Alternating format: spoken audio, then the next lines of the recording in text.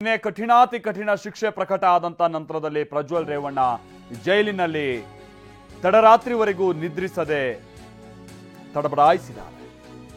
Court ತೀರ್ಪಿನ ಶಾಕ್ನಿಂದ ಹೊರಬರೋದಕ್ಕೆ ಬಹಳ ದಿನಗಳೇ ಬೇಕಾಗಬಹುದು. ಜೀವಾವಧಿ ಶಿಕ್ಷೆಯನ್ನ ನಿರೀಕ್ಷೆ ಮಾಡಿರಲಿಲ್ಲ ಪ್ರಜ್ವಲ್ ರೇವಣ್ಣ. ಶಿಕ್ಷೆಯನ್ನ ಅಥವಾ ಶಿಕ್ಷೆಯ ಪ್ರಮಾಣವನ್ನ ಕಡಿಮೆ ವಿಧಿಸ್ತಾರೆ ಅನ್ನುವಂಥ ನಿರೀಕ್ಷೆಯಲ್ಲಿದ್ದರು ಪ್ರಜ್ವಲ್ ರೇವಣ್ಣ. ಆದರೆ ನ್ಯಾಯಾಧೀಶರು ಜೀವಾವಧಿ ಶಿಕ್ಷೆ, ಅದರಲ್ಲೂ ಜೀವ ಇರುವ ತನಕ. ಹಾಸ್ಪಿಟಾಲಿಟಿ ಕ್ಷೇತ್ರದಲ್ಲಿ ಜಾಗತಿಕ ವೃತ್ತಿಯ ಕನಸು ಇದೆಯಾ? ಜಾಗತಿಕ ಅಧ್ಯಯನ ಉದ್ಯೋಗ ಅವಕಾಶಗಳೊಂದಿಗೆ ಭಾರತದ ನಂಬರ್ 1 IIHM ನಲ್ಲಿ ಓದಿ. ಪ್ರವೇಶ ಆರಂಭವಾಗಿದೆ, ಈಗಲೇ ಸೇರಿ. ಅವರಿಗೆ ಸೆರೆಮನೆ ವಾಸ ಅನ್ನುವಂಥ ಕ್ಲಾಸ್ ಏನಿದೆ ಅಥವಾ ಆ ರೀತಿಯಾದಂಥ ಒಂದು ಷರತ್ತೇನಿದೆ ಅಥವಾ ಅಂತಹ ಒಂದು ತೀರ್ಪೇನಿದೆ ಅದು ಪ್ರಜ್ವಲ್ ರೇವಣ್ಣ ಅವರಿಗೆ ಮರ್ಮಾಘಾತವನ್ನೇ ನೀಡಿದೆ. ತಡರಾತ್ರಿವರೆಗೂ ಬ್ಯಾರಕ್ ಕೊಠಡಿಯಲ್ಲಿ ಕೂತಿರ್ತಾರೆ ಪ್ರಜ್ವಲ್ ರೇವಣ್ಣ. ಬಹಳ ಒಬ್ಬಂಟಿಯಾಗಿ ಕೂತು ಚಿಂತೆಗೆ ಜಾರಿರ್ತಾರೆ. ರಾತ್ರಿ ಊಟ ಕೂಡ ಸರಿಯಾಗಿ ಸೇವಿಸಿಲ್ಲ ಅನ್ನುವಂಥದ್ದು ಗೊತ್ತಾಗಿದೆ. ಬೆಳಗ್ಗೆ 6:30 ಸುಮಾರಿಗೆ ಎಚ್ಚರಗೊಳ್ಳುತ್ತಾರೆ ಪ್ರಜ್ವಲ್ ರೇವಣ್ಣ.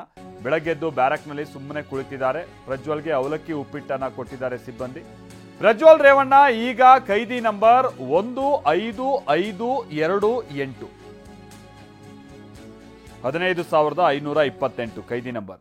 ಇಷ್ಟು ದಿನ ಅವರಿಗೂ ಕೈದಿ ನಂಬರ್ ಇತ್ತು, ಬಟ್ ಅವರು ವಿಚಾರಣಾ ದಿನ ಕೈದಿಯಾಗಿದ್ರು. ಈಗ ಅವರು ಜೀವಾವಧಿ ಶಿಕ್ಷೆಗೆ ಒಳಪಟ್ಟಿರುವಂಥ ಕೈದಿ ಆಗಿರುವಂಥ ಕಾರಣಕ್ಕಾಗಿ ಅವರಿಗೆ ಕೈದಿ ನಂಬರ್ 15528 ನೀಡಿದ್ದಾರೆ. ಪರಪ್ಪನ ಅಗ್ರಹಾರದ 15,528ನೇ ನಂಬರ್ನ ಕೈದಿಯಾಗಿದ್ದಾರೆ ಇದೀಗ ಪ್ರಜ್ವಲ್ ರೇವಣ್ಣ.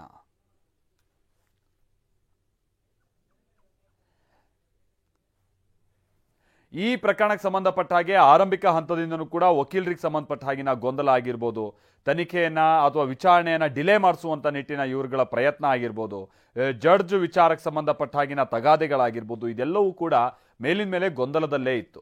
ಒಂದು ಕೇಸನ್ನ ಹೀಗೂ ಹ್ಯಾಂಡ್ಲ್ ಮಾಡ್ತೀಯಾರಾ ಅನ್ನುವಂಥ ರೀತಿಯಾಗಿ SPPನೇ ಒಂದು ರೀತಿ ಕೆಲವೊಂದು ಸಂದರ್ಭದಲ್ಲಿ ಗೊಂದಲಕ್ಕೀಡಾಗಿದ್ದುಂಟು. ಅಷ್ಟರ ಮಟ್ಟಿಗೆ ಈ ಪ್ರಕರಣ ನಡ್ಕೊಂಡ್ ಬಂದಿದ್ದನ್ನ ನಾವು ನೋಡ್ಬೋದು. ಈಗೇನಾಗಿದೆ, ಈಗ ಕೋರ್ಟ್ ತೀರ್ಪು ಬಂದಿದೆ. ಹಾಸನದ ಮಹಿಳೆಯರು ಪ್ರಮುಖವಾಗಿ ಪ್ರಜ್ವಲ್ ಪ್ರಭಾವಿ ಕುಟುಂಬದ ವ್ಯಕ್ತಿ, ಮಾಜಿ ಪ್ರಧಾನಿಗಳ ಮೊಮ್ಮಗ, ಅವ್ರ ಚಿಕ್ಕಪ್ಪ ಹಾಲಿ ಕೇಂದ್ರ ಸಚಿವ. ಈ ಪ್ರಕರಣದ ತೀರ್ಪಿನ ಬಗ್ಗೆ ನಮಗೆ ಬಹಳಷ್ಟು ಅನುಮಾನ ಇತ್ತು. ಆದ್ರೆ ಕೋರ್ಟ್ ತೀರ್ಪು ಕೊಟ್ಟಿದೆಯಲ್ಲ, ಬಹಳ ನಿಷ್ಪಕ್ಷಪಾತವಾಗಿ ಈ ತೀರ್ಪನ್ನ ಕೊಟ್ಟಿದೆ ಅಂತ ಹೇಳಿ ಮಹಿಳೆಯರು ಕೆಲವರು ಬಹಳ ಸಂತಸವನ್ನ ವ್ಯಕ್ತಪಡಿಸ್ತಾ ಇದ್ದಾರೆ. ಹಾಸನದ ಕೆಲ ಮಹಿಳೆಯರು ಈ ತೀರ್ಪಿನ ಬಗ್ಗೆ ಏನ್ ಹೇಳ್ತಾರೆ? ಯಾಕೆ ಮಹಿಳೆಯರು ಅಂತ ಹೇಳ್ತೀವಿ ಅಂತ ಅಂದ್ರೆ, ನಿಮ್ಗೆ ಗೊತ್ತಿರ್ಬೋದು, ಒಂದು ವರ್ಷದ ಹಿಂದೆ ಪೆನ್ ಡ್ರೈವ್ ಹಾದಿ ಬೀದಿಲೆಲ್ಲ ಮಹಿಳೆಯರ ಒಂದು ಚ್ಯುತಿ ತರುವಂತಹ ರೀತಿಯಾಗಿ ಅವ್ರ ಗೌರವಕ್ಕೆ ಈ ರೀತಿಯಂತ ಒಂದು ಸನ್ನಿವೇಶವನ್ನ ಎದುರಿಸಿದಂಥದ್ದು ಹಾಸನ.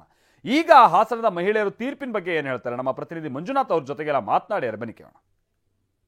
ಶಿಕ್ಷೆಗೆ ಸಂಬಂಧಪಟ್ಟಂಗೆ ಹಾಸನ ಜಿಲ್ಲೆಯ ಜನರು ಏನು ಹೇಳ್ತಾರೆ, ವಿಶೇಷವಾಗಿ ಈ ಒಂದು ಪ್ರಕರಣಕ್ಕೆ ಸಂಬಂಧಪಟ್ಟಂಗೆ ಹೋರಾಟ ಮಾಡಿದಂಥ ಮಹಿಳೆಯರು ಏನು ಹೇಳ್ತಾರೆ ಅಂತೇಳಿ ನಾವು ಕೇಳ್ತಾ ಹೋಗ್ಬೋದು. ಈಗ ನಮ್ಮ ಜೊತೆಗೆ ಒಂದಷ್ಟು ಮಹಿಳೆಯರಿದ್ದಾರೆ. ಹೇಳಿ ಮೇಡಮ್, ಈ ಒಂದು ಹಾಸನ ಜಿಲ್ಲೆಯ ಮಾಜಿ ಸಂಸದ ಪ್ರಜ್ವಲ್ ರೇವಣ್ಣ ಅವರಿಗೆ ವಿರುದ್ಧ ಕೇಳುವಂಥ ಒಂದು ಪ್ರಕರಣದಲ್ಲಿ ಅವರಿಗೆ ಶಿಕ್ಷೆ ಆಗಿದೆ, ಏನು ಹೇಳ್ತೀರಿ?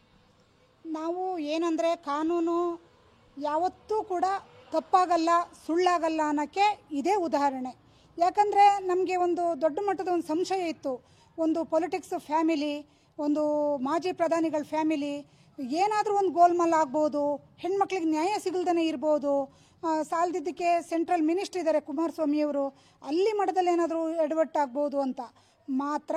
ಏನಂದರೆ, ನ್ಯಾಯಾಲಯಕ್ಕೆ ನಾವು ಇವತ್ತು ತುಂಬ ಒಂದು ಬೆಲೆ ಕೊಡಬೇಕಾಗಿರೋದು ಏನಂದರೆ, ನಿನ್ನೆ ಬಂದಂಥ ನ್ಯಾಯದ ಒಂದು ಇದರಲ್ಲಿ ನಾವು ಹೇಳಬೇಕಂದ್ರೆ 100ಕ್ಕೆ 100 ಭಾಗ ನ್ಯಾಯಾಲಯದಿಂದ ಒಂದು ಒಳ್ಳೆಯ ಸಂದೇಶ ಬಂದಿದೆ. ಬಡವರು ಶ್ರೀಮಂತರು ಭೇದ ಭಾವ ಏನೂ ಇಲ್ಲ, ತಪ್ಪಿಸ್ತನಿಗೆ ಶಿಕ್ಷೆ ಅಂಥೇಳಿ. ಯಾಕೆ ಅಂತಂದರೆ, ನ್ಯಾಯಾಲಯದ ಮೇಲೆ ಅಪಾರವಾದಂಥ ಒಂದು ಗೌರವ ಇತ್ತು, ಅದು ಇನ್ನೂ ಕೂಡ ಹೆಚ್ಚಿತು ಅಂತ ಹೇಳೋಕ್ಕೆ ನಾನು ಇಷ್ಟಪಡ್ತಾ ಇದ್ದೀನಿ. ಹಾಸನ ಜಿಲ್ಲೆಗೆ ಒಂದು ಕಳಂಕ ನದಿಯಂಥ ಪ್ರಕರಣದಲ್ಲಿ ಈಗ ಅವ್ರಿಗೆ ಶಿಕ್ಷೆ ಆಗಿದೆ. ಸರ್, ನಾನು ಹೇಳೋದು 100ಕ್ಕೆ 100 ಭಾಗ ಹೌದು. ಅವರೇನು ಸಾಮಾನ್ಯ ಕುಟುಂಬದಿಂದ ಬಂದಂಥ ವ್ಯಕ್ತಿ ಅಲ್ಲ, ಒಬ್ಬರು ಮಾಜಿ ಪ್ರಧಾನಿಗಳ ಮೊಮ್ಮಗ. ಇಂಥ ಕೆಲಸ ಮಾಡೋದು ಅಂತಂದರೆ ಏನು ತಮಾಷೆ ವಿಚಾರನ ಸರ್? ನಮ್ಮ ಹಾಸನ ಜಿಲ್ಲೆಯಿಂದ MP ಮಾಡಿದ ಉದ್ದೇಶ ಏನಂದರೆ, ನೀವು ಒಳ್ಳೆ ಕೆಲಸ ಮಾಡಿ, ನಿಮ್ಮ ಅಜ್ಜವರು ಏನು ದೇವೇಗೌಡರು ಏನು ಮಾರ್ಗ ಹಾಕ್ಕೊಟ್ಟಿದ್ರು ಈ ಒಂದು ಜಿಲ್ಲೆಗೆ, ಈ ಒಂದು ರಾಜ್ಯಕ್ಕೆ, ಈ ಒಂದು ದೇಶಕ್ಕೆ, ಅದನ್ನು ನೀವು ಮುಂದೆ ನಡೆಸ್ಕೊಂಡು ಹೋಗ್ತೀರಾ ಅಂತ ಹೇಳಿ ಜನ ಓಟ್ ಕೊಟ್ಟಿದ್ದು. ಆದರೆ ನೀವು ಮಾಡಿದ್ದು ಇಂಥ ಗಲೀಜು ಕೆಲಸನ ಯಾರು ಕೂಡ ಒಪ್ಪಲ್ಲ ಸರ್. ಇದನ್ನು ನಾವು ಖಂಡಿತವಾಗ್ಲೂ ಖಂಡಿಸ್ತೀವಿ ಅಂತ ಹೇಳಕ್ಕೆ ನಾನು ಇಷ್ಟಪಡ್ತಿದ್ದೀನಿ ಸರ್. ಈ ಒಂದು ಪ್ರಕರಣದಲ್ಲಿ ಅವ್ರಿಗೆ ಶಿಕ್ಷೆ ಆಗಿರ್ತಕ್ಕಂಥದ್ದು ಹಾಸನ ಜಿಲ್ಲೆಗೆ ಒಂದು ರೀತಿ ಘನತೆ ಹೆಚ್ಚಿದೆ ಅಂತ ಅನ್ಸುತ್ತಲ್ವಾ? ಹೌದು ಸರ್, ನಾವು ಎಲ್ಲೇ ಹೊರಗಡೆ ಹೋದ್ರೂ ನೀವು ಹಾಸನವರು ಒಂದು ಕೂಡಲೇ ಒಂದು ಟಾರ್ಗೆಟ್ ಮಾಡಿ ನೋಡ್ತಿದ್ರು. ಹಾಸನ ಜಿಲ್ಲೆಯಲ್ಲಿ ಈ ಥರ ಆಗಿದೆ ಅಂತ ಅಂದಾಗ ನಮಗೂ ಒಂಥರ ಬಡವರು ಶ್ರೀಮಂತರು, ಅವರು ಶ್ರೀಮಂತರು ಇರ್ಬೋದು, ಬಡವರು ಇರ್ಬೋದು, ಒಂದು ನ್ಯಾಯ ಕೊಟ್ಟು ಅವರು ಭೇದ ಭಾವ ಇಲ್ದಲೆ ತೀರ್ಪು ಕೊಟ್ಟಿರೋದು ನಮಗೆಲ್ಲರಿಗೂ ಒಪ್ಪಿಗೆ ಆಗಿದೆ ಸರ್. ಯಾರೇ ತಪ್ಪು ಮಾಡಿದ್ರು ಕಾನೂನಿಂದ ಬಚಾವಾಗಲಿಕ್ಕೆ ಸಾಧ್ಯ ಇಲ್ಲ ಅಂತ ಒಂದು ಎಚ್ಚರಿಕೆ ಕೊಟ್ಟಂಗಾಗಿದೆ. ಖಂಡಿತ ಸರ್, ಕಾನೂನಿಂದ ಯಾರೂ ತಪ್ಪಿಸ್ಕೊಳಕ್ಕಾಗಲ್ಲ. ಅವರು ಎಷ್ಟೇ ಇದು ಮಾಡಿದ್ರು, ತಲೆ ಉಪಯೋಗಿಸಿದ್ರು, ಬುದ್ಧಿವಂತಿಕೆ ಮಾಡಿದ್ರು ಕಾನೂನಿಂದ ತಪ್ಪಿಸ್ಕೊಳಕ್ಕೆ ಯಾರೂ ಸಾಧ್ಯ ಇಲ್ಲ. ಕಾನೂನು ಸರಿಯಾದ ಶಿಕ್ಷೆ ಕೊಟ್ಟಿದೆ, ನಾವು ಇದನ್ನ ಒಪ್ಕೊಳ್ತೀವಿ ಸರ್. ಇದು ಮಹಿಳೆಯರ ಅಭಿಪ್ರಾಯ. ಅಂದ್ರೆ ಅವ್ರು ಮಾಡಿರ್ತಕ್ಕಂಥ ತಪ್ಪಿಗೆ ತಕ್ಕನಾಗಿರ್ತಕ್ಕಂಥ ಶಿಕ್ಷೆಯನ್ನ ಕೋರ್ಟ್ ಕೊಟ್ಟಿದೆ. ಈ ಒಂದು ಕೋರ್ಟ್ ಶಿಕ್ಷೆಗೆ ಅವರು ಅರ್ಹರಿದ್ದಾರೆ. ಇದು ಜಾರಿಯಾಗಬೇಕು ಅಂತಕ್ಕಂಥ ಒತ್ತಾಯವನ್ನ ಜನರು ಮಾಡ್ತಾ ಇದ್ದಾರೆ. ಕ್ಯಾಮರಾಮನ್ ಮಹೇಶ್ ಜೊತೆ ಮಂಜುನಾಥ್, KB, TV9 ಹಾಸನ.